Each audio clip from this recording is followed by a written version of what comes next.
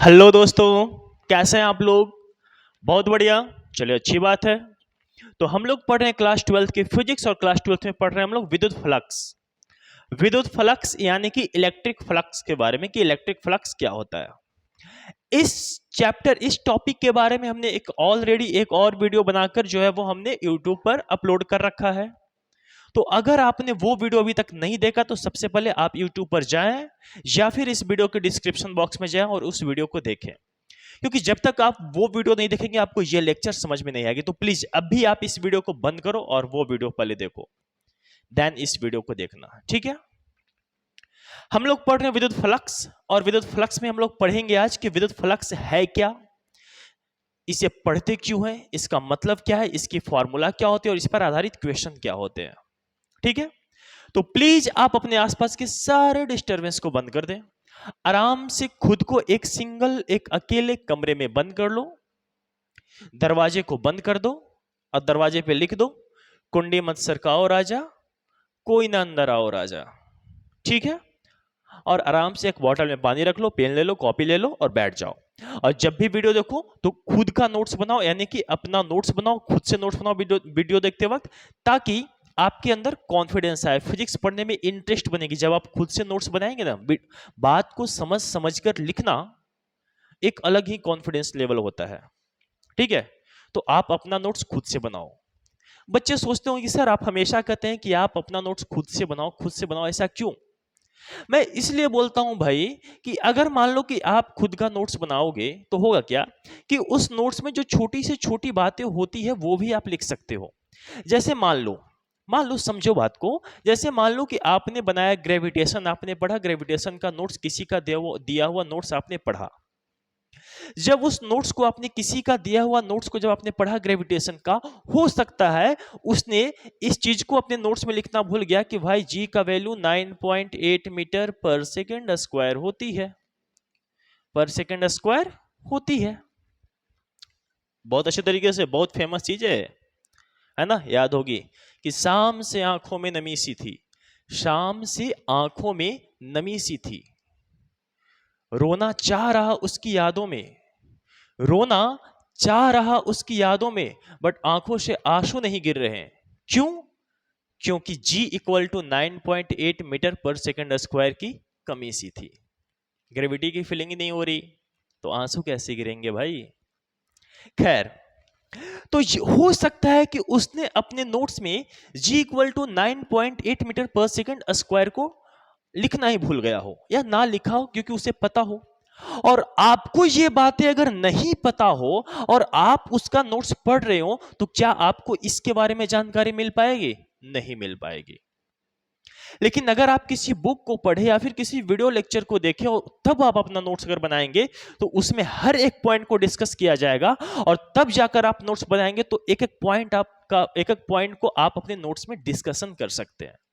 तो इसीलिए मैं बोलता हूं कि आप अपना नोट्स हमेशा खुद से बनाओ, खुद का बनाओ, खुद से पढ़ो, खुद से क्वेश्चन सॉल्व करो, खुद से ट्राई करो और खुद के अंदर कॉन्फिडेंस लाओ और खुद ही सक्सेस करो। बस, बात समझ में आई। तो इसीलिए मैं हमेशा बोलता हूं कि आप अपना नोट्स खुद से बनाओ, खुद से बनाओ, खुद से बनाओ। समझ में आया? हाँ सर, आज कुछ समझ में आई है। आज कुछ समझ में आया कि नहीं, बात सही है, नोट्स खुद का बनाना चाहिए। चलो, अच्छी बात है। तो हम लोग पढ़ रहे हैं टॉपिक जिसका नाम है विद्युत फ्लक्स। तो सबसे पहले हम यहां पे हेडिंग लगा देते हैं, क्या पढ़ रहे हैं। तो हम लोग पढ़ रहे हैं विद्युत फ्लक्स के बारे में। विद्युत विद्युत फ्लक्स। विद्युत फ्लक्स होता क्या है? तो ऐसा समझो कि विद्युत फ्लक्स जो है वो पानी के धारा की तरह है। अब बच्चे सुनिए, सर पानी के धारा की तरह कैसे? आप यूं समझो, मान लो कि कोई एक नलका है, ये रहा पाइप, मेन पाइप, और इस पाइप से ये ऐसे एक नलका है जिसको हम टोटी बोलते हैं, ये ऐसे गिर रही है पानी यहां से, ये पानी ऐसे पाइप से यहां से आई, ऐसे गिर रही है, पानी यहां पाइप से आई, ऐसे गिर रही है, पानी यहां से पाइप से आई, गिर रही गिर रही गिर रही है। अब ध्यान से देखो तो इस नलके की क्षेत्रफल जितनी ज्यादा रहेगी उतना ज्यादा पानी यहां से फ्लो होगा। और ये पानी बिल्कुल नलके के क्षेत्रफल से एकदम 90 डिग्री पर से एकदम सीधा नीचे प्रेशर में गिरती है, नहीं, सीधा एकदम नीचे प्रेशर में गिरती है एकदम पानी। अगर इस क्षेत्रफल को हम छोटा कर दे तो पानी भी क्या होगा, स्पीड में गिरेगा और कम गिरेगा, प्रेशर से गिरेगा और कम गिरेगा। बड़ा रहेगा तो पानी ज्यादा गिरेगा। ठीक है, विद्युत फ्लक्स भी ऐसा ही होता है। पानी की जगह आप यहां पे लगा दो इलेक्ट्रिक फील्ड यानी कि विद्युत क्षेत्र। आप समझो, पानी की जगह आप यहां पे क्या कर दो, लगा दो, समझ लो कि ये पानी नहीं, ये विद्युत क्षेत्र की रेखा है। कौन है, विद्युत क्षेत्र की रेखा। ध्यान, वो रेखा नहीं जो आपके क्लास में पढ़ती है, सॉरी क्लास में पढ़ती है, अरे वो रेखा नहीं जिसके लिए जो आपके माइंड में चल रही है, वो रेखा विद्युत फ्लक्स की रेखा। अब सॉरी, विद्युत क्षेत्र की रेखा। अब यहां पे समझ लो कि ये पानी की जगह विद्युत क्षेत्र की रेखा अगर भर दे तो क्या होगा, यहां से खूब ऐसे विद्युत क्षेत्र की रेखा जो है वो इसके नलके से बाहर आती जाएगी। अब जितनी यहां से विद्युत क्षेत्र की रेखा इस नलके के इस मुंह के इस सतह से बाहर निकलेगी, वो कहला जाएगी विद्युत फ्लक्स। क्या कहला जाएगी, विद्युत फ्लक्स के। यानी कि जितनी सतह से विद्युत क्षेत्र की रेखाएं पार करेगी, इस सतह से जितनी विद्युत क्षेत्र की रेखाएं पार करेगी वो कहलाती है विद्युत फ्लक्स। इसीलिए कहा जाता है कि किसी सतह से प्रवाहित होने वाले विद्युत क्षेत्र की रेखाओं को उस सतह का विद्युत फ्लक्स कहा जाता है। शॉर्ट में बात को समझो, शॉर्ट में क्या, कि किसी सतह से प्रवाहित होने वाले या फिर गुजरने वाले विद्युत क्षेत्र की रेखाएं की संख्या, जितनी ज्यादा संख्या में गुजरे, एक गुजरे 3 4 5 6 7 8 9 10, जितना ज्यादा संख्या में गुजरे उतना ही ज्यादा विद्युत फ्लक्स। कम गुजरेगी तो कम विद्युत फ्लक्स होगा। समझ में आई बात। तो हम अगर यहां से डिफिनेशन लिखना चाहें, विद्युत फ्लक्स की, तो क्या लिखेंगे, तो हम विद्युत फ्लक्स का डिफिनेशन लिखते हैं, क्या लिखते हैं कि किसी विद्युत क्षेत्र में, लिखो आप भी लिखते चलो, कि किसी विद्युत क्षेत्र में, किसी विद्युत क्षेत्र में स्थित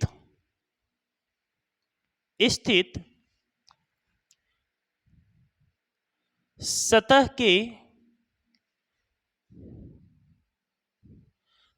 के क्षेत्र से लंबवत या फिर लंबवत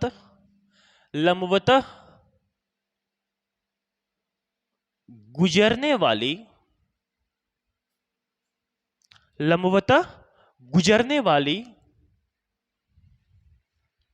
विद्युत क्षेत्र की रेखाएं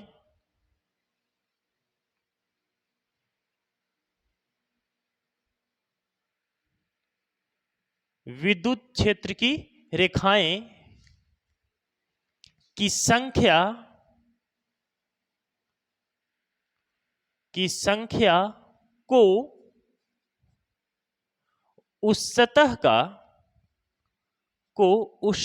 का विद्युत फ्लक्स कहा जाता है। क्या कहा जाता है, तो विद्युत फ्लक्स कहा जाता है, विद्युत फ्लक्स कहा जाता है। बस यही इतनी सी बातें थी, ठीक है।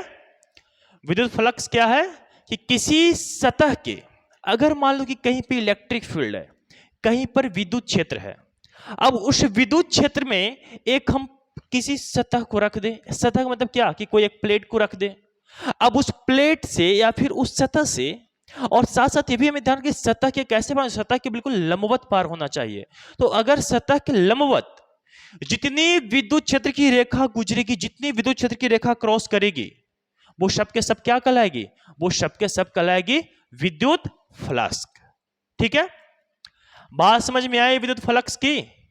चलो अच्छी बात है अगर समझ में आ गई तो एक काम करते हैं, अब हम इसको, अच्छा एक चीज और, एक पॉइंट यहां पे बना के लिख लीजिए, क्या, तो यहां पे पढ़ लें कि इसे फाई, इसको हम क्या पढ़ते हैं, इसको हम पढ़ते हैं भैया फाई। तो इसे फाई द्वारा सूचित किया जाता है। किसके द्वारा, तो फाई द्वारा, तो इसे फाई द्वारा सूचित किया जाता है। ठीक है, एक पॉइंट, ये भी बहुत इंपॉर्टेंट पॉइंट है, बहुत अच्छा पॉइंट है। और दूसरा इसका क्या है कि दूसरा क्या है कि यह एक अदिश राशि है। कौन सी राशि? अदिश राशि। ध्यान रहे, सदिश राशि नहीं, अदिश राशि। यह एक अदिश राशि है। अगर आपसे कोई पूछे कि बताओ विद्युत फ्लक्स कौन सी राशि है, सदिश है अदिश है, तो आप क्या कहेंगे कि अदिश राशि है। ठीक है, इतना पॉइंट आप नोट करें जल्दी से। थोड़ा मैं एक बार वीडियो का क्वालिटी में चेक कर लेता हूं कि वीडियो का क्वालिटी कैसा है। चलिए, बहुत अच्छी है वीडियो की क्वालिटी, बहुत अच्छी आ रही है, बहुत अच्छा। ठीक है, अब देखो कहता क्या है कि कहीं पर विद्युत क्षेत्र है और जहां पर विद्युत क्षेत्र रहेगा वहां पर विद्युत क्षेत्र की रेखा बनेगी। तो सबसे पहले हम विद्युत क्षेत्र आपको दिखाने की कोशिश करते हैं। तो मान लीजिए कि यह है लंबा लंबा विद्युत क्षेत्र की रेखा। ठीक है, बिल्कुल एक समान विद्युत क्षेत्र की रेखा है। इस तरह से एक समान विद्युत क्षेत्र की रेखा को हम ऐसे ही ड्रा करते हैं ना। ठीक है,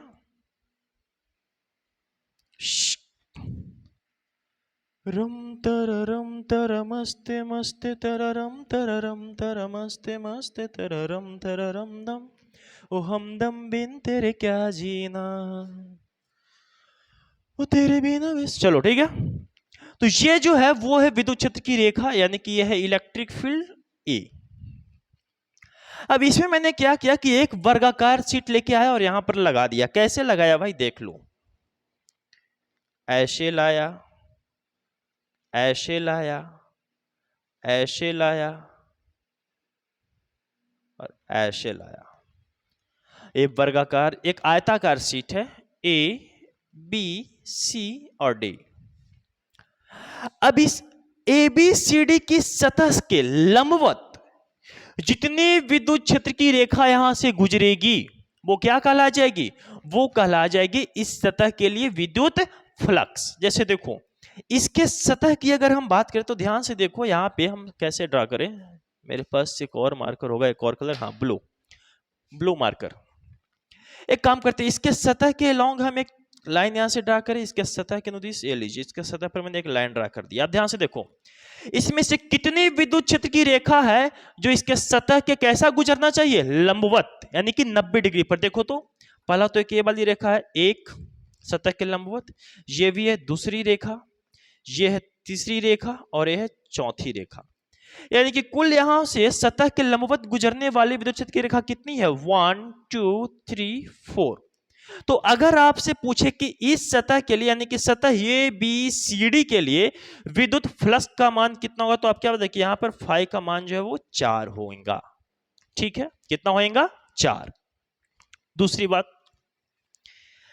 अगर हम यही इसके सतह के क्षेत्रफल को बढ़ा दें, सतह के क्षेत्रफल को क्या करें हम? बढ़ा दें। ये लो, इस बार मैंने क्या करा, इसके सतह के क्षेत्रफल को मैंने बढ़ा दिया। ये बड़ा वाला आपका, इस बार जो है मैंने एक बड़ा वाला लगा दिया, बड़ी सतह वाला मैंने एक शीट लगाया। ये लीजिए, अब थोड़ा सा बताना हमको। अब देखो सबसे पहली बात कि सतह के अनुदिश, यानी कि सतह पर एक हम पहले इसके ऐसे लाइन खींच लेते हैं।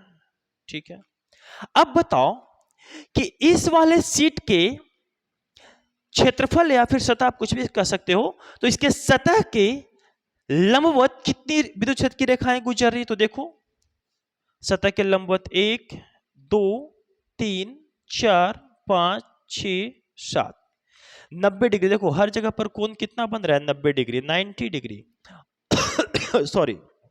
और जब भी कोण 90 डिग्री का बनता है तो क्या हम बोलते हैं कि वो कैसा है? लंबवत है। तो यहां पर सतह के लंबवत गुजरने वाली क्षेत्र विद्युत क्षेत्र की रेखा की संख्या कितनी होगी? तो काउंट कर लो, 1 2 3 4 5 6 7।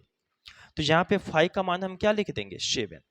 अब ध्यान से यहां पर देखो बच्चों, तो यहां पर क्या हुआ कि सतह का क्षेत्रफल जो है वो बढ़ गया।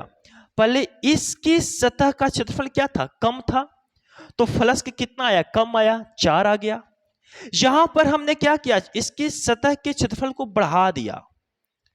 जब मैंने सतह के क्षेत्रफल को बढ़ाया तो यहां से गुजरने वाले विद्युत क्षेत्र की रेखा की संख्या क्या हो गई, ज्यादा हो गई, जिसके वजह से फ्लक्स का मान भी क्या हो गया, ज्यादा हो गया, 7 आ गया। यानी कि सतह छोटी थी तो फ्लक्स छोटा था, कम था। सतह बढ़ गई, ज्यादा हो गई तो फ्लक्स भी क्या हो गया, ज्यादा हो गया, फ्लक्स का मान भी क्या हो गया, बढ़ गया। यानी कि ऐसा हम कह सकते हैं कि क्षेत्रफल बढ़ने से फ्लक्स का मान क्या हो रहा है, बढ़ रहा है। तो यहां पे एक हम पॉइंट लिखेंगे, क्या पॉइंट लिखेंगे, देखो यहां पे एक हम पॉइंट लिखेंगे कि क्षेत्रफल बढ़ने पर फ्लक्स मतलब क्या, फाई का मान क्या होता है, बढ़ता है। समझ में आया।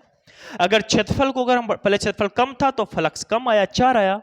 इस बार हमने क्या किया, ये हो गया फिगर ए, इसको मान लो फिगर ए, और ये हो गया फिगर 2, कोई दिक्कत। तो ए वाले में क्या हो गया, क्षेत्रफल कम था तो यहां से गुजरने वाली रेखाओं की संख्या क्या हो गई, कम हो गई, तो इसकी वजह से फ्लक्स कितना आया, सिर्फ 4 आया। यहां पे मैंने इसको बढ़ा दिया, बड़ा कर दिया, क्षेत्रफल से गुजरने वाली रेखाओं की संख्या ज्यादा हो गई, और संख्या ज्यादा होगी तो फ्लक्स भी 7 हो गया। तो इसलिए हमने क्या कहा कि क्षेत्रफल बढ़ने से फ्लक्स का मान, फ्लक्स भी क्या होता है, बढ़ता है, यानी कि फ्लक्स का मान क्या होता है, बढ़ता है। दूसरी बात समझो, इस बात को समझो। दूसरी बात क्या है, दूसरी बात वो देखो, एक काम करते हैं हम, अगर इस इलेक्ट्रिक फील्ड्स लाइन को, यानी कि इस विद्युत क्षेत्र की रेखा को और नजदीक नजदीक कर दे और सटा सटा के बनाए तो क्या होगा, देखो एकदम नजदीक नजदीक बना दो। ये देखो,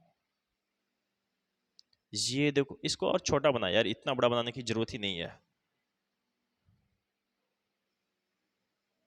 समझो बात को, समझो बात को, जितना ज्यादा समझोगे उतना ही मजा आएगा, और उतना ही फिजिक्स में इंटरेस्ट बनेगा, और उतना ही फिजिक्स से प्यार हो जाएगा, है ना। फिजिक्स से क्या हो जाएगा, प्यार हो जाएगा। ये लो, ये मैंने क्या करा कि इस बार जो मैंने बनाया है विद्युत क्षेत्र की रेखा बिल्कुल यूनिफॉर्म है, यानी कि एक समान विद्युत क्षेत्र की रेखा है, और बिल्कुल यहां पे एकदम सटा सटा के बना दिया। सटा सटा के कहने का मतलब क्या, कि मतलब कहने का मतलब यहां पर है कि इस बार जो विद्युत क्षेत्र की रेखाएं की जो घनत्व है, यानी कि यहां पर विद्युत क्षेत्र का घनत्व क्या है, ज्यादा है। क्योंकि जहां पर विद्युत क्षेत्र की रेखा की संख्या ज्यादा होती है, वहां पर हम क्या कहते हैं कि विद्युत क्षेत्र का घनत्व ज्यादा है, विद्युत क्षेत्र ज्यादा है। यानी कि यहां पर ये हो गया इलेक्ट्रिक फील्ड्स, और इस कंडीशन में, इस स्थिति में अगर आपको देखें तो यहां पे दूर दूर था, लेकिन यहां पे बहुत ज्यादा सटा सटा हुआ है। अब इसी वाले क्षेत्रफल को अगर हम यहां पे ड्रा करके देखें, ये लो, ऐसे ऐसे ऐसे ऐसे, देखो जितना क्षेत्रफल इसका था उतना ही क्षेत्रफल, लगभग उतना ही क्षेत्रफल इसका भी है, लगभग मान लो।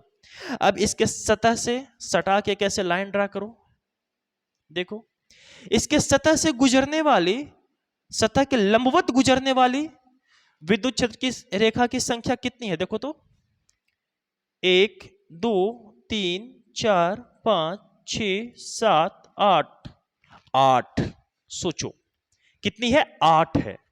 यानी कि यहां पर फाई का मान कितना हम लिखेंगे, 8 लिखेंगे। तो हमने देखा क्या कि विद्युत क्षेत्र की रेखा की संख्या बढ़ने से भी फ्लक्स का मान क्या हो जा रहा है, बढ़ जा रहा है। पहले यही क्षेत्रफल था, लेकिन यहां पे संख्या में क्या थी, ये जो लाइन जो मैंने रेखा जो बनाया है, इस रेखा की संख्या ऐसे कम गुजर रही थी, तो फ्लक्स क्या हो रहा था, कम हो रहा था। लेकिन इसी क्षेत्रफल से, इसी सतह से मैंने क्या किया, बहुत सारी रेखा को गुजार दिया, तो फ्लक्स क्या हो गया, ज्यादा हो गया। यानी कि यहां से एक बात हमें समझ में आई, क्या समझ में आई, तो समझ में आई कि फ्लक्स जो होता है वो डायरेक्टली प्रोपोर्शनल होता है, यानी कि समानुपाती होता है। किसका, तो सबसे पहले तो एरिया का समानुपाती होता है, यानी कि क्षेत्रफल का, क्षेत्रफल का समानुपाती का चिन्ह है। और दूसरा मैंने क्या समझा कि फ्लक्स जो है वो समानुपाती होता है, किसका, तो विद्युत क्षेत्र का। विद्युत क्षेत्र का, क्योंकि जितना ज्यादा विद्युत क्षेत्र की रेखा की संख्या उतना ही ज्यादा विद्युत क्षेत्र होगा, और जितना ज्यादा विद्युत क्षेत्र होगा उतना ज्यादा फ्लक्स होगा। जितनी बड़ी एरिया उतना ज्यादा विद्युत फ्लक्स, और जितनी छोटी एरिया उतना कम विद्युत फ्लक्स। और यही रिलेशन से हमें मिलता है एक फॉर्मूला जो कि निकल के सामने आता है, और उस फॉर्मूले को हम क्या कहते हैं, तो लिखते हैं फाई इक्वल टू, दोनों समानुपाती है क्षेत्रफल का और विद्युत फ्लक्स का। सॉरी लाइट कट गई, ये तो बहुत बड़ी प्रॉब्लम हो गई है, बट कोई नहीं, मैं इस प्रॉब्लम को सॉल्व करता हूं।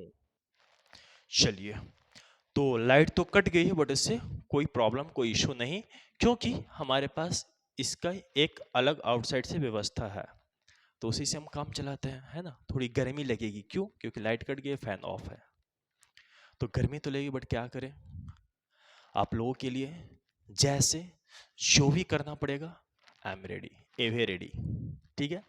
चलिए, हाँ, तो क्या बात कर रहे थे, हाँ, कि विद्युत फ्लक्स समानुपाती होता है क्षेत्रफल का, और विद्युत फ्लक्स समानुपाती होता है विद्युत क्षेत्र का। और यहां से अगर समानुपाती हटाएंगे तो हमें क्या करें, दोनों को गुना के रूप में लिखना पड़ेगा, यानी कि दोनों क्या होगा, विद्युत फ्लक्स क्या हो जाएगा, क्षेत्रफल और विद्युत क्षेत्र का गुणनफल हो जाएगा। और गुणनफल करने के लिए क्या करेंगे, तो डॉट प्रोडक्ट करेंगे। डॉट प्रोडक्ट क्यों? क्योंकि विद्युत फ्लक्स क्या है, तो विद्युत फ्लक्स एक अदिश राशि है, और अदिश राशि को हम कैसे गुना करते हैं भाई, तो अदिश राशि को हम डॉट प्रोडक्ट से गुना करते हैं। यानी कि अगर हम इसको वेक्टर के फॉर्म में गुना करेंगे, क्योंकि ये भी एक वेक्टर है, क्षेत्रफल क्या है, एक वेक्टर है, और इलेक्ट्रिक फील्ड भी क्या है, वेक्टर क्वांटिटी है। दोनों वेक्टर क्वांटिटी, दोनों सदिश राशि है। पिछले वीडियो लेक्चर में मैंने जिक्र कर रखा है कि क्षेत्रफल भी सदिश राशि और विद्युत क्षेत्र भी सदिश राशि। अब दोनों सदिश राशि को गुना करना है, और दोनों सदिश राशि को गुना करना है क्योंकि दोनों क्योंकि दोनों क्या है, डायरेक्टली प्रोपोर्शनल है, समानुपाती है। और इस समानुपाती को गुना करने के लिए जो हम यूज करेंगे, क्या करेंगे, डॉट प्रोडक्ट। क्यों? क्योंकि विद्युत फ्लक्स एक अदिश राशि है। तो यहां पे क्या लिखेंगे हम, फॉर्मूला में क्या लिखेंगे कि phi equal to vector E dot vector A. समझ में आया? समझ में आया तो ठोको ताली, अगर नहीं समझ में आया तो खुजली करो। चलो, तो फ्लक्स इक्वल टू क्या होता है, विद्युत फ्लक्स इक्वल टू क्या होता है, तो विद्युत फ्लक्स इक्वल टू होता है भैया वेक्टर ई डॉट वेक्टर ए। ये क्या है, डॉट प्रोडक्ट है। ऐसा भी हम कर सकते हैं कि विद्युत फ्लक्स क्या है, तो विद्युत क्षेत्र और विद्युत क्षेत्र और क्षेत्रफल के अदिशीय गुणनफल को हम क्या बोलते हैं, विद्युत फ्लक्स कहते हैं। बात समझ में आई? हम ऐसे भी कर सकते हैं क्या, कि विद्युत क्षेत्र और क्षेत्रफल, किसकी क्षेत्रफल, तो जो सतह होगी उस सतह की क्षेत्रफल। अगर यहां पे वृत्ताकार होता सतह तो हम वृत्त का क्षेत्रफल की बात करते हैं। तो जो भी सतह रहे, वृत्ताकार रहे, वर्गाकार रहे, आयताकार रहे, जैसी सतह होगी उसकी क्षेत्रफल। तो क्या कहता है, तो हम शॉर्ट में ऐसे भी समझ सकते हैं कि विद्युत फ्लक्स क्या है, तो विद्युत क्षेत्र और क्षेत्रफल, विद्युत क्षेत्र और सतह के क्षेत्रफल के अदिशीय गुणनफल, सदिशीय नहीं, कैसा, अदिशीय, क्योंकि डॉट लगा है, डॉट प्रोडक्ट है, अदिश राशि है, तो अदिशीय गुणनफल को हम क्या बोलते हैं, विद्युत फ्लक्स कहते हैं। बात समझ में आई? मजा आया? ठोको ताली। और पता है आपको कि जब भी डॉट प्रोडक्ट में से हम डॉट को हटाते हैं, ठीक है, जब भी हम डॉट प्रोडक्ट में से डॉट को हटाते हैं तो क्या लगाते हैं, कॉस थीटा। तो यहां पे हम क्या लिख देंगे कि विद्युत फ्लक्स यानी कि phi equal to E A cos theta, E A cos theta. अब आप इस फॉर्मूले को भी याद रख सकते हैं और साथ साथ इस फॉर्मूले को भी याद रख सकते हैं। दोनों फॉर्मूला इंपॉर्टेंट है और दोनों फॉर्मूला अपने जगह पर अपनी जगह पर बहुत ज्यादा इंपॉर्टेंट है। क्या कि phi equal to vector E dot vector A, या फिर phi equal to E A cos theta. अब आइए थोड़ी सी इस बात को हम समझते हैं कि ई ए कॉस थीटा को और वेक्टर ई डॉट वेक्टर ए को कैसे समझे, समझाएं? चलो समझाते हैं, अगर आप समझने के लिए रेडी हैं तो समझाते हैं, ठीक है। देखिए, मान लीजिए कि मेरे पास एक इस तरह से एक आयताकार सतह है, ठीक है, इसका नाम देते हैं ए, बी सी डी। ठीक है, एक बात बताओ, इस आयताकार सतह के क्षेत्रफल की दिशा क्या होगी? शो बताओ। मैंने पिछले वीडियो लेक्चर में बतला रखा था कि किसी भी द्विविमीय सतह के क्षेत्रफल की दिशा हमेशा क्या होती है? द्विविमीय सतह ही नहीं, चाहे वो तीन विमीय भी हो, द्विविमीय हो या तीन विमीय हो, कैसी भी सतह हो, सतह के क्षेत्रफल की दिशा हमेशा सतह के लंबवत होती है, याद रखना। और अगर नहीं पता तो जाकर आप हमारा पिछला वीडियो लेक्चर विद्युत फ्लक्स का लेक्चर 1 जाकर आप देख ले सबसे पहले, जिसका लिंक आपको इसके डिस्क्रिप्शन बॉक्स में है, मैं दे रखा हूं, मुझे पता है कि मैंने उसका लिंक दे रखा है, आप जाकर देखो। आपको आपकी गर्लफ्रेंड की कसम है, सर कसम वसम मत दीजिए, फिर मजबूरी में देखने पड़ जाएगा, बेटे देखो तभी तो मजा आएगी। चलो, तो अब हम यहां पे अगर इस सतह के क्षेत्रफल की दिशा की बात करें तो क्या होगा? तो सतह के क्षेत्रफल की दिशा हमेशा सतह के लंबवत होती है। तो सतह के लंबवत हम कैसे बनाए? एक काम करें, सतह के लंबवत यहां से ऐसे जाता हुआ दिखेगा, ध्यान से समझना। एक मिनट, इसको दूसरे कलर से हम करते हैं। कहां गया रेड मार्कर जी हमारा? अच्छा, इधर है रेड और ब्लू। चलिए, मिल गई भाई, मिल गई। चलो, तो यहां पर सतह के लंबवत हमें बनाने के लिए क्या करना पड़ेगा? सो देखो, सतह के लंबवत दिखाने के लिए हमें काम करते हैं, यहां से ऐसे और dot dot dot dot dot dot करके, और ये लीजिए, ये हो गई इस सतह के क्षेत्रफल की क्या हो गई? दिशा, यानी कि एरिया वेक्टर इस तरफ। ठीक है, समझ में आ रहा है? ये जो सीट है या जो वर्गाकार या आयताकार दिखते हैं तो आयताकार ही मान लो, ये जो आयताकार पेपर है, इस paper A B C D, मैंने सी यहां लिख दिया, डी मैंने यहां लिख दिया, मैं भी हद हूं यार, कोई बात, फिर से वही बात कर रहा हूं। ये हो गया सी, ये हो गया डी, वेरी वेरी सॉरी। अब ठीक है, ए बी सी डी, इस ए बी सी डी सतह का क्षेत्रफल की दिशा कैसे होगी? बिल्कुल सतह के लंबवत, सतह के 90 डिग्री। ठीक है, ध्यान से देखो कैसे 90 डिग्री। तो अगर हम यहां से कैसे लाइन ड्रॉ करें, मेरा पास ये वाला मार्कर दो, अगर मैं एक ऐसे लाइन ड्रा करें तो देखो ये सतह के लॉन्ग लाइन हो गई और सतह से 90 डिग्री परे है ना, तो कैसा हो गया? सतह के लंबवत। ठीक है, अब मान लो कि इस सतह से एक इलेक्ट्रिक फील्ड्स की लाइन जा रही है। कैसे जा रही है इलेक्ट्रिक फील्ड्स की लाइन? यहां से ऐसे जा रही है, ऐसे घुसी और यहां से यू ऐसे बाहर निकल गई, ये हो गया इलेक्ट्रिक फील्ड। ठीक है, अब ध्यान से देखो तो ये जो इलेक्ट्रिक फील्ड जो है, इलेक्ट्रिक फील्ड यहां से ऐसे घुसी है, ठीक है ना, ये जो इलेक्ट्रिक फील्ड और ये क्षेत्रफल, यानी कि वेक्टर ई और वेक्टर ए दोनों यहां पर आपस में कोण बना रहे, इस कोण को हम क्या बोल देंगे? थीटा। तो अब तो ये बातें आपको समझ में आ रही है कि इस कॉस थीटा में जो थीटा जो है वो क्या बता रहा है? तो थीटा जो है वो वेक्टर ई एवं वेक्टर ए के बीच का कोण है। कोई दिक्कत? कोई दिक्कत नहीं। अभी तो हमें पता चल गया कि theta E A cos theta में थीटा क्या बताता है? तो वेक्टर ए और वेक्टर ई के बीच का कोण बताता है। अब ध्यान से देखो कि जब ई जो है वो वेक्टर ए से थीटा कोण पर है, तो इस वेक्टर ई का दो कंपोनेंट हो सकता है। कौन कौन सा हो सकता है? तो एक होगा इस तरफ जो कि कहला जाएगा ई कॉस थीटा, क्योंकि हम कोण का निर्माण इसी लाइन से कर रहे हैं, तो ये वाली क्या हो जाएगी? E cos theta. और दूसरा इसके परपेंडिकुलर ऊपर के तरफ, और ये कहला जाएगा ई साइन थीटा। तो ये हो गया ई साइन थीटा और ये हो गया ई कॉस थीटा। अब हम अगर आपसे पूछे कि बताओ कि इस सतह को क्रॉस करके कौन, इस सतह को क्रॉस कौन कर रहा है? ई कॉस थीटा कर रहा है या ई साइन थीटा कर रहा है? बताओ तो देखो, ध्यान से देखो, आप एकदम ध्यान से देखते हैं, एकदम ध्यान से।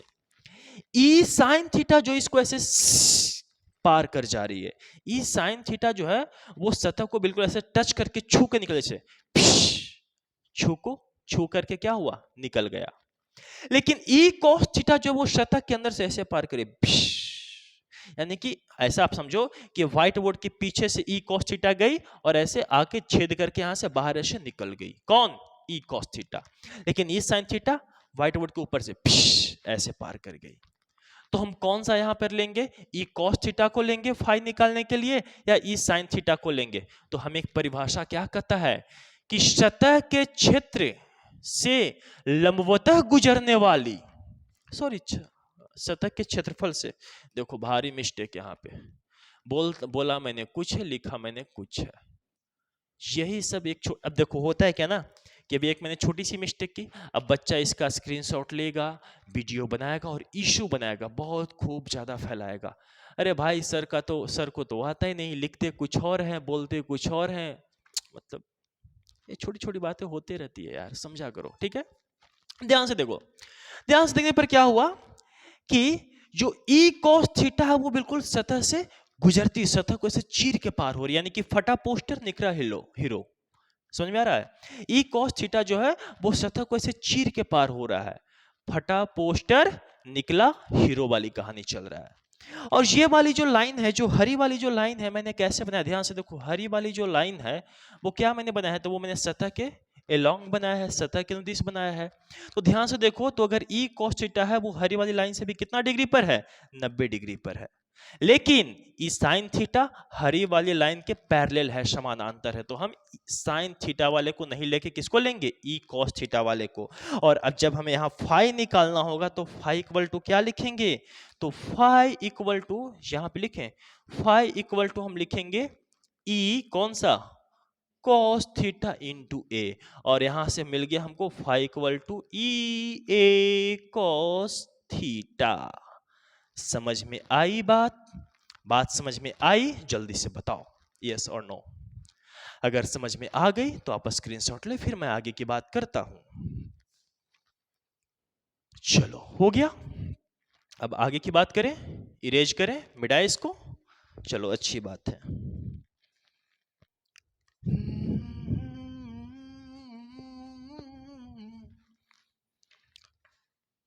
जिंदगी मैं तुम्हीं पे लुटाऊंगा, बड़ा अच्छा लगता है ना सैड सॉन्ग। हाँ अभी आप लोगों को सैड सॉन्ग अच्छा लगेगा ही लगा सुनने में ना, अभी सैड सॉन्ग अभी बहुत अच्छा लगता है, एकदम प्यार आता है, प्यार एकदम उभर उभर के भर भर के प्यार आएगा, है ना। चलिए अच्छी बात है, आनी चाहिए, क्योंकि दुनिया को प्यार की ही जरूरत है, नफरत की नहीं, है ना। आप दुनिया से प्यार करो, दुनिया को प्यार की ही जरूरत है। पर प्यार कहाँ होता है सर, हम दुनिया से प्यार नहीं करते, हम तो रेखवा से प्यार करते हैं। खैर चलो, तो हमें यहां से फ्लक्स का फॉर्मूला मिला, क्या मिला फ्लक्स का फॉर्मूला, तो फ्लक्स का फॉर्मूला मिला कि phi equal to vector E dot vector A, और अगर डॉट को हटाएंगे तो मिल जाएगा phi equal to E A cos theta, ठीक है। और हम फ्लक्स कैसे, तो प्रत्येक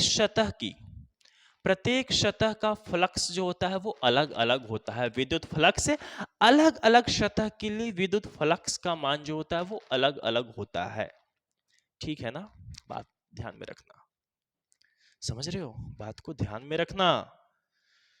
चलिए अब थोड़ी सी हम बात करते हैं, विद्युत फ्लक्स के डिफिनेशन को जान गए, विद्युत फ्लक्स क्या होता है, कैसे होता है, इसके बारे में जान गए, विद्युत फ्लक्स के फॉर्मूले को भी जान गए। तो भैया जब फॉर्मूले को जान ही गए हो तो क्यों नहीं इसकी मात्रक और भीमा की भी बात कर ली जाए। तो विद्युत फ्लक्स का सबसे पहले हम बात करते हैं एस आई मात्रक, यही बहुत इंपॉर्टेंट है, कौन सा, एस आई मात्रक। बोर्ड के पॉइंट ऑफ व्यू से आप समझो या कंपिटेटिव व्यू में चाहे तो आप जनरल कंपटीशन के पॉइंट ऑफ व्यू से भी आप समझ सकते हैं। तो जब हम बात करेंगे विद्युत फ्लक्स के एसआई मात्रक को तो क्या करेंगे, देखिए ये हो गया इसका एसआई मात्रक।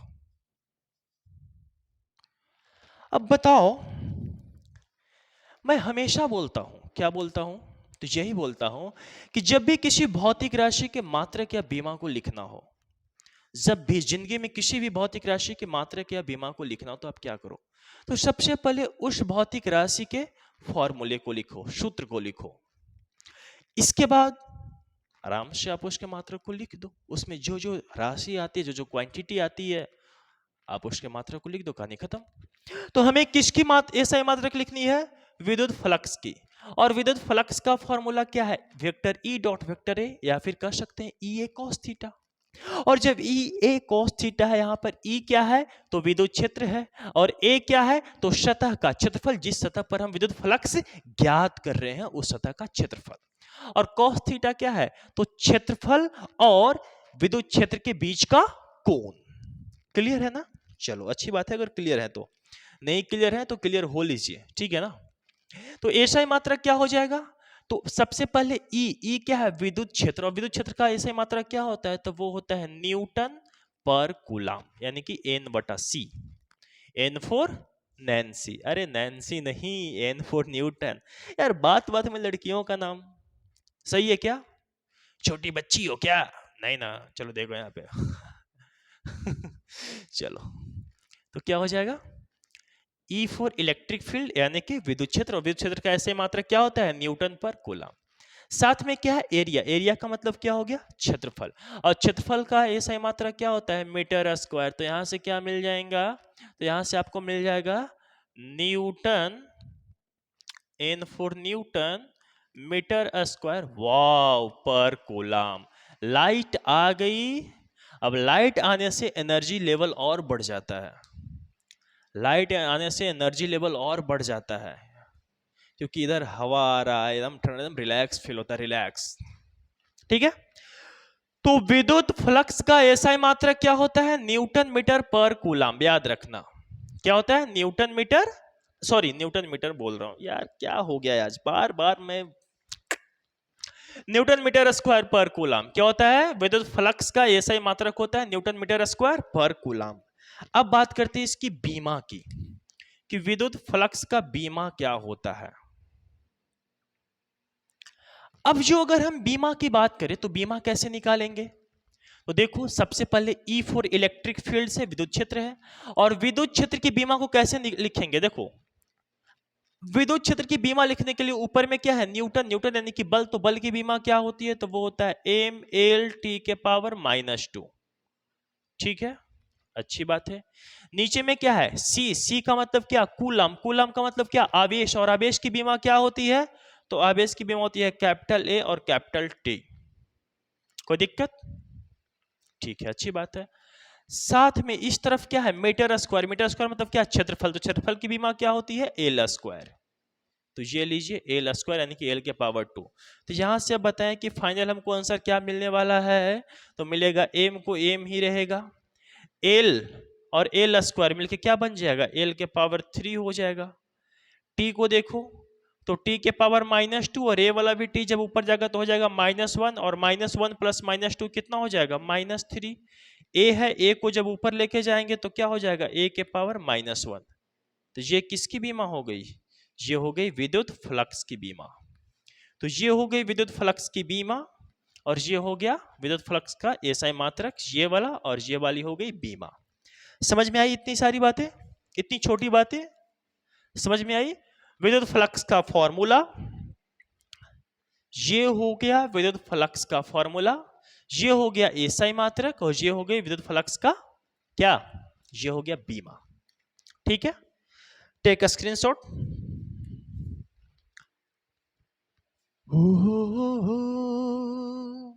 ला ला ला ला। चलो हो गया, चलो अच्छी बात है। अब थोड़ा सा यहाँ पे थोड़ी सी कुछ हल्का फुल्का एक क्वेश्चन करते हैं। थोड़ा समझो विद्युत फ्लक्स को, और थोड़ा अच्छे तरीके से समझो। मान लो कि आपके पास में एक ऐसे एक बेलन है या फिर सिलेंडर है, आप थोड़ा समझो।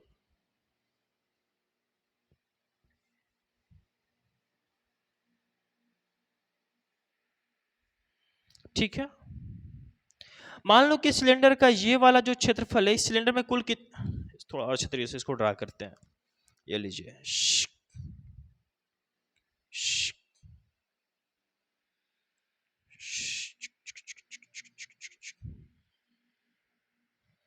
अब बताओ कि इस बेलन में यानी कि इस सिलेंडर में, छोड़ो हटाओ उतना नहीं, अभी रुक जाओ, अभी रुको यार, क्यों इतना टेंशन ले रहे हो।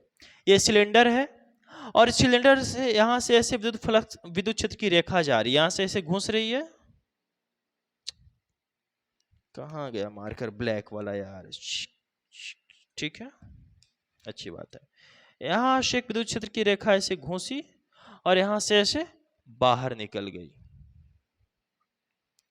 ठीक है, यहां से ऐसे घुसती है, यहां से ऐसे बाहर निकलती है, यहां से ऐसे घुसती है, यहां से ऐसे बाहर निकलती है। यह है विद्युत क्षेत्र की रेखा, इलेक्ट्रिक फील्ड ई। अब आपको बताना है कि इस सिलेंडर से, इस बेलन से, इस सिलेंडर से, इस बेलन से गुजरने वाली कुल विद्युत फ्लक्स कितना होगा। अगर इस सिलेंडर की ये वाली सतह का मान जो है वो है कैपिटल ए, तो बताओ कितना होगा। तो देखो कैसे हम निकालेंगे, समझो इस बात को थोड़ा सा। ऐसे में शॉर्ट में और छोटा सा मैंने क्वेश्चन इसलिए लिया ताकि आपको आराम से और अच्छे से, बहुत ज्यादा बेहतरीन तरीके से विद्युत फ्लक्स समझ में आए, इसलिए मैंने ऐसा लिया है। ध्यान से अगर देखो इस सिलेंडर को, तो सिलेंडर में कुल कितनी सतह है, काउंट करो तो, गिन के बताओ इस सिलेंडर की, इस बेलन की कुल कितनी सतह है, थोड़ा सा काउंट करके बताओ। देखो ये एक सतह, ये हो गई पहली सतह, ये हो गई दूसरी सतह, ये वाला हो गया वक्र सतह तीसरी, और ये वाला वक्र सतह चौथी। नाम दे ले, इसका नाम दे दो पहला, इसका नाम दे दो दूसरा, इसका नाम दे दो तीसरा, और इसका नाम दे दो चौथा। अब ध्यान से देखो, तो इस वाले सतह की एरिया वेक्टर हम कैसे निकालेंगे, कैसे ड्रा करेंगे। तो इस वाले सतह की एरिया वेक्टर बिल्कुल सतह के लंबवत यानी कि इस तरफ होगा। इस वाले सतह की एरिया वेक्टर सतह के लंबवत, देखो 90 डिग्री पर ऊपर की तरफ होगा। इस वाले सतह की एरिया वेक्टर इस तरफ होगा, बिल्कुल 90 डिग्री पर सतह के लंबवत। और इस वाले सतह की एरिया वेक्टर बिल्कुल इस तरफ होगा, सतह के लंबवत एकदम 90 डिग्री पर। देखो हर जगह पर कितना कोण बन रहा है, 90। यहां पर भी कोण बन रहा है 90, यहां भी 90 और यहां भी 90। हम अगर पहले सतह की, बेलन के पहले सतह पर फाई यानी कि फाई ऑन 1, पहले सतह पर फाई का मान ज्ञात करें, तो क्या लिखेंगे। फाई का फॉर्मूला क्या होता है, तो फाई का फॉर्मूला होता है ई ए कॉस थीटा। तो यहां से क्या लिखेंगे, ई का मान तो हमको ई ही लिखना है, ए का मान हमको ए ही लिखना है। कॉस थीटा बताओ कितना होगा, कॉस थीटा का मान क्या लिखेंगे, ध्यान से बताओ तो, देख के बताओ। यहाँ पे कॉस थीटा का मान कितना हो, ध्यान से देखो। अगर आप ध्यान से यहाँ पे देखेंगे बच्चों, तो देखेंगे क्या कि इलेक्ट्रिक फील्ड लाइन इसी दिशा में जा रही है और साथ साथ एरिया वेक्टर भी इसी दिशा में जा रहा है। तो दोनों जब एक ही दिशा में है तो यहां पर दोनों के बीच बनने वाला कोण यानी कि थीटा का मान, दोनों के बीच बनने वाला कोण थीटा का मान कितना हो जाएगा, 0 डिग्री। तो यानी कि हम यहाँ पे कॉस कितना लिखेंगे, 0 डिग्री। और cos 0 डिग्री तो कितना आ जाएगा हमारा, सिर्फ और सिर्फ आ जाएगा, cos 0 डिग्री का मान कितना होता है, 1 होता है। तो यहां से आ जाएगा पहले सतह पर विद्युत फ्लक्स का मान कितना आ जाएगा, EA। कोई दिक्कत। इसी तरह से अब हम दूसरे सतह की बात करेंगे, दूसरे सतह की यानी कि फाई 2। तो फिर से हम लिखेंगे EA cos थीटा, और EA cos थीटा में दूसरा सतह कौन सा है, ये वाला। यहां पर भी E का मान E ही रहेगा और A का मान तो A रहेगा, कोई दिक्कत है यहां पर। लेकिन इस बार cos थीटा, इस बार cos का मान कितना रखें। देखो यही चीज बहुत इंपॉर्टेंट है कि आपको कोण कैसे निर्धारित करना है, कि थीटा का मान कितना होगा, यह कैसे निर्धारित करना है, यह बहुत इंपॉर्टेंट है। ध्यान से देखो, यहां पर इलेक्ट्रिक फील्ड्स लाइन, हरा वाला लाइन ऐसे अंदर की तरफ जा रहा है और एरिया वेक्टर उस तरफ जा रही है। दोनों एक दूसरे के क्या है, विपरीत है, एंटी पैरेलल यानी कि विपरीत है। और जब विपरीत है यानी कि दोनों एक दूसरे के विपरीत हैं, तो विपरीत होने की वजह से दोनों के बीच का कोण कितना हो जाएगा, 180 डिग्री। यानी कि यहां पर cos थीटा का मान कितना रखेंगे, 180 डिग्री। और cos थीटा 180, तो cos 180 का मान कितना होता है, -1, यानी कि दूसरे सतह के वजह से जो फ्लक्स आएगा, विद्युत फ्लक्स, वो कितना हो जाएगा, वो हो जाएगा -EA। कोई दिक्कत, कोई प्रॉब्लम, कोई परेशानी? चलो अच्छी बात है, अगर कोई परेशानी, कोई प्रॉब्लम, कोई दिक्कत नहीं तो। इसी तरह से अब हम बात करेंगे तीसरे सतह। तीसरे सतह यानी कि φ3। तीसरा सतह कौन सा है, ये वाला वक्र सतह। इस तीसरे सतह का क्षेत्रफल भी हम मान लेते हैं a, और इसको भी मान लेते हैं a। कोई दिक्कत?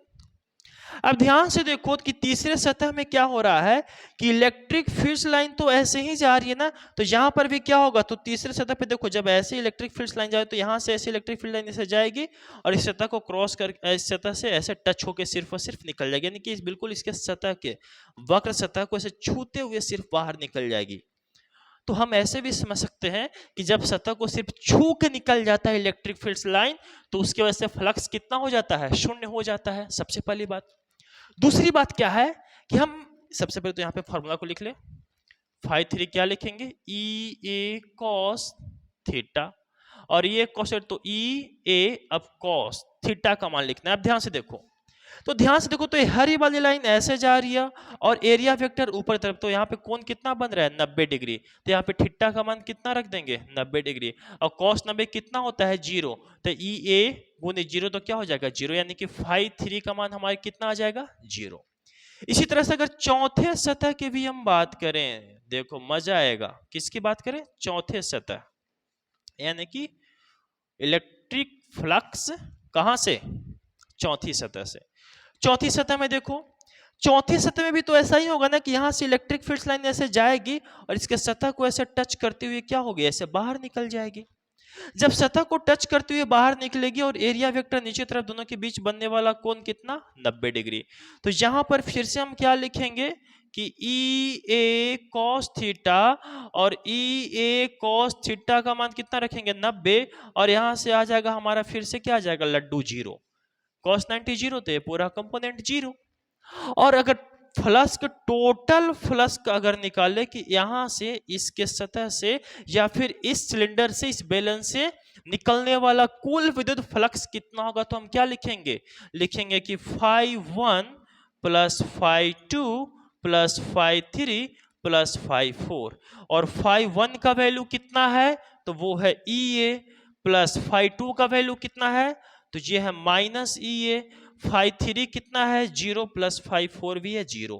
ये सब कहानी 0 0 खत्म, -EA और प्लस ये, तो ये भी कहानी खत्म। तो यहां से टोटल फाई का मान कितना आ गया, टोटल विद्युत फ्लक्स का मान कितना आ गया, 0। समझ में आई कहानी? तो हम इस तरह से विद्युत फ्लक्स को समझते हैं, कैलकुलेट करते हैं। स्क्रीनशॉट ले जल्दी से, तो एक आध एग्जांपल और लेंगे, जल्दी से स्क्रीनशॉट ले। हो गया, चलिए अच्छी बात है, अगर आपने स्क्रीनशॉट कर लिया तो। हमें पता है यार कि आप उस चीज में ना बहुत मास्टरमाइंड हो, स्क्रीनशॉट करने में आप बिल्कुल मास्टरमाइंड हो, एकदम टेका हो, टेका। लोग बोलते हैं ना कि भागने में टेका, उसी तरह से आप स्क्रीनशॉट करने में टेका हो एकदम। चलो नेक्स्ट, एक लास्ट करते हैं, इसके बाद फिर कहानी को समाप्त करेंगे और फिर बात करेंगे नेक्स्ट वीडियो लेक्चर में, और अच्छे अच्छे क्वेश्चन को डिस्कस करेंगे। बस ये समझाने के लिए मैं इतना ताम झाम कर रहा हूं, साम दाम दंड भेद जो इतना कर रहा हूं, वो सिर्फ आपको समझाने के लिए कि विद्युत फ्लक्स एक्चुअली है क्या, कैसे ज्ञात किया जाता है, कैसे कैलकुलेट किया जाता है। ठीक है, चलो हो गया। नेक्स्ट क्या है वो देखो।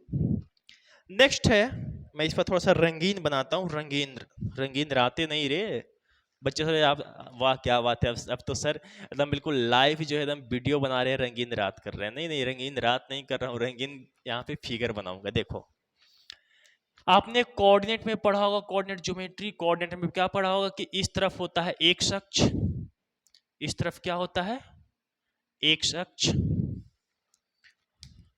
वाई अक्ष को रेड से बना देते हैं ना, थोड़ा और अच्छा लगेगा। नहीं, ब्लैक से बनाते हैं, ब्लैक। ये हो गई वाई अक्ष, और जेड वाला क्या बना दे हम, रेड से, लाल खतरे के निशान, येलो। ये हो गई जेड एक्सिस, यानी कि जेड, एक्स वाई जेड। अब मैंने क्या करा कि यहां पर एक, अभी तक हम जो भी बात करते थे 2D और 3D, 2D की में कौन सा लिए, एक आयताकार सतह लिए थे। अब यहाँ पे 3D और 3D में कौन सा लिए थे, एक बेलन लिए थे। यहाँ पे एक और 3D की फिगर हम ड्रा करेंगे और उससे विद्युत फ्लक्स निकालने की कोशिश करेंगे, तो देखते हैं कि क्या होता है।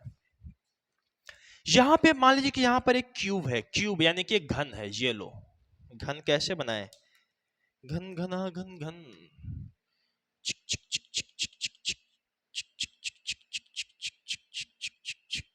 ठीक है, डॉट डॉट डॉट,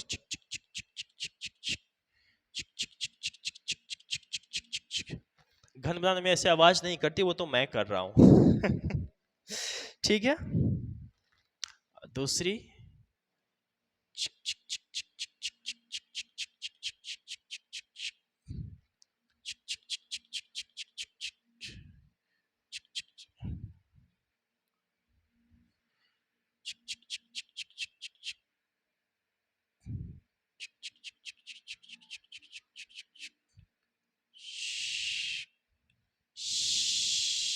ऐसे गया आया क्या मजा आया। ये कैसी ऑब्जेक्ट है, ये है बिल्कुल 3D। ये देखो, x के तरफ भी है, y के तरफ भी है और साथ साथ z के। तो क्या हो गया, x y z में अगर किसी ऑब्जेक्ट की बीमा x y z तीनों तरफ होती है तो क्या हम बोलते हैं, इसको क्या बोलेंगे, इसको हम बोलेंगे 3D ऑब्जेक्ट। अब क्या है कि यहां पर हो क्या रहा है, सो देखो यहां पर हो रहा है कि इसके इस सतह से एक्स एक्सिस के लॉन्ग इलेक्ट्रिक फील्ड्स लाइन जा रही है, विद्युत क्षेत्र की रेखा ऐसे क्रॉस कर करके बाहर निकल रही। ये है लाल वाला है इलेक्ट्रिक फील्ड्स लाइन। मान लो कि इस घन की प्रत्येक भुजा A है, कितना है, A है, यानी कि इसकी x वाली भी भुजा कितना है, A है, y वाली भुजा भी कितना है, A है, और z वाली भुजा भी कितना है, A है। अब कहता है कि इस घन के प्रत्येक सतह से, ध्यान से समझना, इस घन के प्रत्येक सतह से गुजरने वाले विद्युत फ्लक्स का मान कितना होगा। ट्राई करो खुद से, इस घन के प्रत्येक सतह से गुजरने वाले विद्युत फ्लक्स का मान कितना होगा, ट्राई करो, फिर हम आगे की बात करते हैं।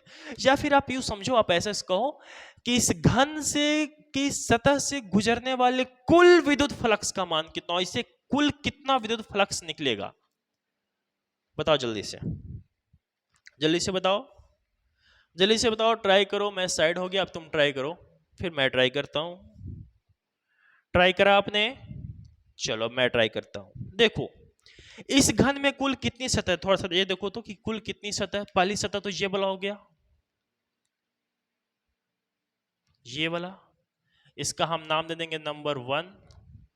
दूसरी सतह कौन सी, दूसरी सतह को दूसरे कलर से बनाओ, इस कलर से, रेड वाले से। दूसरी सतह ये वाली हो गई, इसका हम नाम दे देंगे नंबर 2। तीसरी कौन हो जाएगी, तीसरी को हम ग्रीन से बनाएंगे, हरा भरा, ये वाला तीसरा सतह, इसको हम नाम दे देंगे 3। और चौथी कौन हो जाएगी, नीचे वाला, ये वाला फ्लोर वाला, ग्राउंड फ्लोर, ये वाला, इसको हम नाम दे देंगे 4। और इसमें पांचवी सतह है किस तरफ, पीछे की तरफ, अरे ये वाला यार, ये वाला पांचवी सतह, और एक आगे की तरफ, वो क्या हो जाएगी, छठी सतह। तो इसमें कुल कितनी सतह है, इस घन में कुल कितनी सतह है, तो वो है 6 सतह। और प्रत्येक सतह कैसी होगी, तो वर्गाकार होगी। अब वर्गाकार होगी प्रत्येक सतह, तो जो प्रत्येक सतह का अगर क्षेत्रफल निकाले तो प्रत्येक सतह का क्षेत्रफल कितना होगा, तो वर्ग के क्षेत्रफल के बराबर। और वर्ग का क्षेत्रफल कितना होता है, तो वर्ग का क्षेत्रफल होता है भुजा गुने भुजा या फिर भुजा स्क्वायर, और एक की भुजा कितना है, a, तो क्षेत्रफल कितना हो जाएगा, a स्क्वायर। तो ये तुम्हें पता चल गया कि इस घन के प्रत्येक सतह का क्षेत्रफल कितना हो जाएगा, a स्क्वायर। अब ध्यान से देखो, पहली सतह में क्या है कि पहली सतह का एरिया वेक्टर तो ठीक ऊपर की तरफ होगा, सबके पहले हम एरिया वेक्टर लेंगे। अच्छा ध्यान रहे एक चीज और, कि ऑब्जेक्ट कैसी है, 3D है, और 3D ऑब्जेक्ट, मैं इस बात की जो जिक्र जो है वो पिछले क्वेश्चन में नहीं कर पाया था, ध्यान में नहीं था, तो इस बार कर लेता हूं। ऑब्जेक्ट कैसी है 3D, और 3D ऑब्जेक्ट में एरिया वेक्टर हम कैसे लेते हैं, तो जो बाहर की तरफ होती है। तो देखो सतह के बिल्कुल लंबवत और बाहर की तरफ, इस सतह के लिए एरिया वेक्टर ड्रा करेंगे तो कैसे करेंगे, बाहर की तरफ सतह के लंबवत, इसके लिए बाहर की तरफ यानी कि नीचे की तरफ एरिया वेक्टर और सतह के लंबवत, इसके लिए भी इस तरफ हो जाएगा एरिया वेक्टर और सतह के लंबवत। पीछे वाला के लिए यहां से डॉट डॉट करके बाहर ऐसे निकाल दो, तो ये क्या हो जाएगा, पीछे की तरफ भी क्या रहेगा, सतह के लंबवत, और एक हो जाएगा ऐसे आगे वाले सतह के लिए भी एरिया वेक्टर सतह के लंबवत। अब ध्यान से देखो कि यहां पर क्या हो रहा है कि इलेक्ट्रिक फील्ड ऐसे जाए, तो इस वाले सतह के लिए यहां पे क्या होगा, इलेक्ट्रिक फील्ड ऐसे गुजरेगी, तो इसको पहले हम यहां पे लिखते हैं, पहले सतह के लिए अगर विद्युत फ्लक्स निकाले तो क्या हो जाएगा, पहले सतह के लिए विद्युत फ्लक्स क्या लिखेंगे, φ1 बराबर क्या लिखेंगे, ई ए कॉस थीटा, तो ई का वैल्यू ई है, ए का वैल्यू ए स्क्वायर है, और कॉस थीटा, तो थीटा का वैल्यू क्या लिखेंगे, देखो पहले सतह में एरिया वेक्टर ऊपर की तरफ और इलेक्ट्रिक फील्ड दोनों के बीच का बनने वाला कोण कितना हो जाएगा, 90 डिग्री, और cos 90 कितना होता है, sin 91, और cos 90 0, तो यहां से φ1 का मान कितना आ गया, 0। इस तरह से φ2 बताओ, तो φ2 कितना हो जाएगा, जल्दी से बताओ φ2 कितना होगा, देखो दूसरी सतह कौन सा है, दूसरी सतह ये वाली, इसमें देखो इलेक्ट्रिक फील्ड्स इधर और साथ साथ एरिया वेक्टर भी इधर, दोनों एक ही तरफ है, तो cos थीटा का मान कितना हो जाएगा, 0 डिग्री। तो हम अगर φ2 बराबर अगर लिखेंगे कि ई ए cos थीटा, तो यहाँ पे क्या लिखेंगे कि ई ए स्क्वायर cos कितना, 0 डिग्री, और cos 0 डिग्री कितना होता है 1, तो यहाँ से क्या आ जाएगा ई ए स्क्वायर। इसी तरह से अगर φ3 निकाले तो φ3 कितना हो जाएगा, इसलिए फास्ट वगैरह क्योंकि टाइम बहुत ज्यादा हो गया है, 9 बज गए हैं इसलिए, ठीक है। φ3 क्या हो जाएगा, तो देखो तीसरी सतह कौन सी है, तीसरी सतह ये वाली है, इसमें देखो एरिया वेक्टर इस तरफ है यहाँ पे, और इलेक्ट्रिक फील्ड ऐसे पार कर, दोनों के बीच बनने वाला कोण कितना हो जाएगा, 180 डिग्री। तो यहाँ पे क्या लिखेंगे, φ3 बराबर ई ए कॉस थीटा, तो यहाँ से हो जाएगा ई ए बराबर हो जाएगा ए स्क्वायर, और cos कितना लिखेंगे cos 180 डिग्री, और cos 180 डिग्री होता है -1, तो यहाँ पे क्या हो जाएगा, यहाँ पे हो जाएगा माइनस ई ए स्क्वायर। इसी तरह से अगर φ4 लिखे तो क्या हो जाएगा, चौथी सतह के लिए देखो एरिया वेक्टर नीचे की तरफ और इलेक्ट्रिक फील्ड्स यानी कि रेड वाली लाइन इस तरफ, तो दोनों के बीच बनने वाला कोण कितना हो जाएगा, 90 डिग्री। तो यहां से क्या हो जाएगा, ई ए कॉस थीटा और ई ए कॉस थीटा, और ए किसके बराबर, ए स्क्वायर के बराबर, तो ई ए स्क्वायर कॉस 90, और कॉस 90 0, तो यहां से हो जाएगा 0। 5 थ्रू 4th हो गया ना, 5th, पांचवें को समझना, एरिया वेक्टर अंदर की तरफ जा रहा है, एरिया वेक्टर अंदर की तरफ और इलेक्ट्रिक फील्ड इस तरफ, दोनों के बीच बनने वाला कोण कितना हो जाएगा, 90 डिग्री। तो इसमें भी जब 90 डिग्री आया तो फाई से भी जहां भी कोण 90 डिग्री वहां पे फाई का मान क्या हो जाएगा, 0। छठे में सोचो, छठे में एरिया वेक्टर नीचे सामने की तरफ और इलेक्ट्रिक फील्ड्स इस तरफ, तो दोनों के बीच बनने वाला कोण कितना हो जाएगा, 90 डिग्री। तो 5 6 भी कितना हो जाएगा, 0। तो 5 6 0 5 5 0 5 6 0 5 5 0 5 4 कितना हो गया, 0। 5 3 माइनस ई स्क्वायर, और 5 2 ई स्क्वायर, और 5 1 भी 0। तो यहां से अगर टोटल फ्लक्स निकाल तो क्या लिखेंगे, 5 1 plus 5 2 plus 5 3 plus 5 4 plus 5 5 plus 5 6, और सब 0 0 होके लास्ट में क्या हो जाएगा, माइनस ई स्क्वायर और प्लस ई स्क्वायर कैंसिल होके यहां से गुजरने वाली कुल विद्युत फ्लक्स यानी कि 5 टोटल भी कितना हो जाएगा, 0। बात समझ में आया, बात समझ में आया नहीं, जल्दी से बताओ, समझ में आया तो ठोको ताली, बात समझ में आया तो ठोको ताली। और आज के लिए बस इतना, फिर मिलते हैं हम नेक्स्ट वीडियो लेक्चर में, तब तक के लिए bye, thank you for watching this video.